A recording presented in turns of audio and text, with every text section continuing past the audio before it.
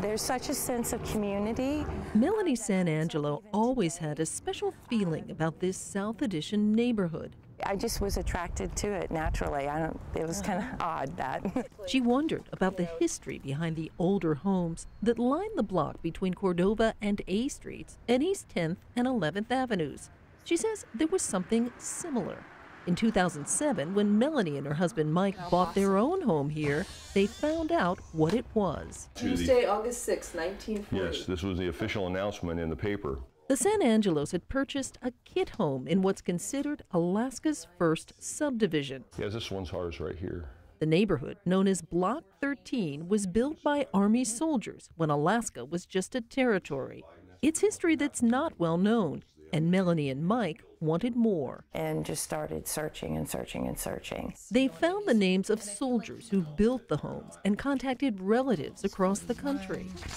It was amazing how people would just send us stuff. Letters, documents, and old photos. This is Bert and Ladora. Bert and Ladora. Oh, I love this. And best of all, home movies that tell the story of how the neighborhood grew like nothing else.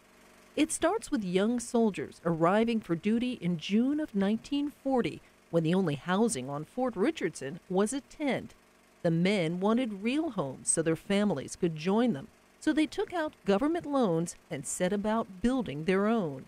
The land was near downtown Anchorage, but back then it was practically wilderness.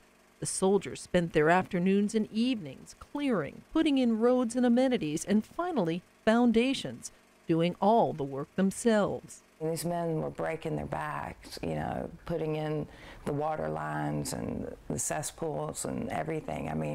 And this was on top of working a full day building Elmendorf and Richardson.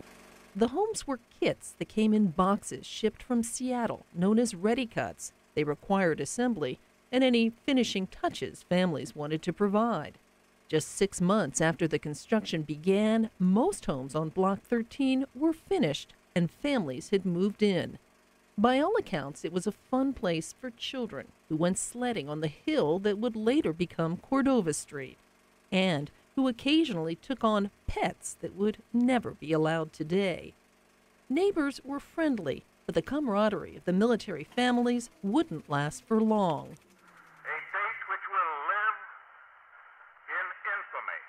On December 7, 1941, the Japanese attacked Pearl Harbor.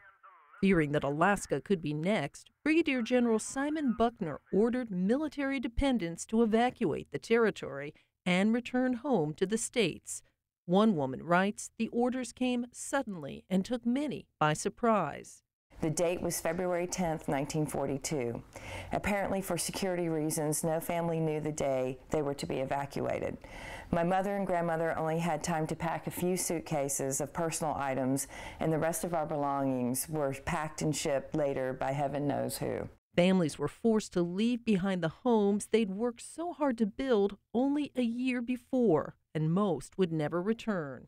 It all became, I guess, a distant memory, Today, many of the original homes on Block 13 are still standing, but for the first time, the stories behind their walls are being told, thanks to an Anchorage couple who took an interest in their neighborhood and worked to bring its history to light.